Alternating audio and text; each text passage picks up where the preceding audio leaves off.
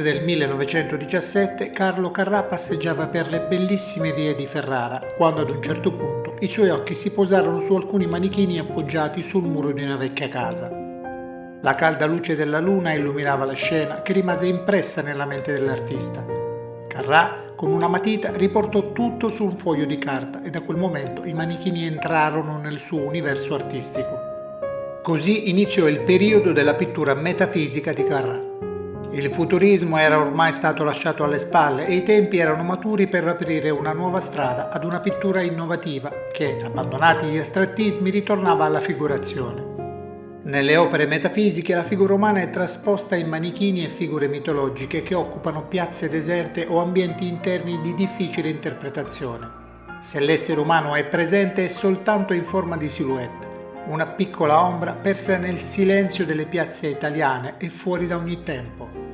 Una pittura questa che sonda la realtà oltre il visibile, portando la ricerca dell'artista in territori in parte inesplorati della psiche e del mondo onirico, argomenti che saranno ripresi e sviluppati dai surrealisti.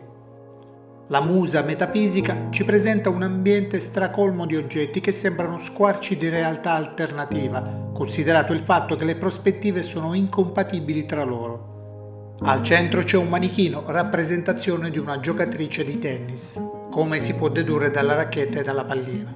Una muta statua abbandonata con altri oggetti in una stanza che pare un magazzino, una rimessa. La sua testa è quella di un manichino da sartoria, elemento ricorrente anche nella pittura di Giorgio De Chirico.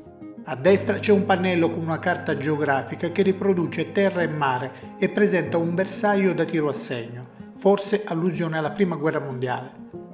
Dietro è visibile una tela con il dipinto di alcune case. E ancora un cono colorato con la punta che forse perfora il soffitto, accanto una croce. Ci sono delle aperture che conducono in altri ambienti, ma non ci è dato di sapere cosa ci sia dentro perché non sono illuminate.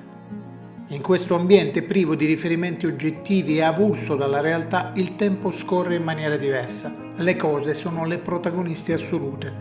Una dimensione alternativa alla nostra, dove tutto è possibile.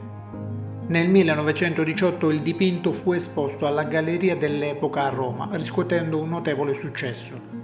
Oggi è custodito alla Pinacoteca di Brera a Milano.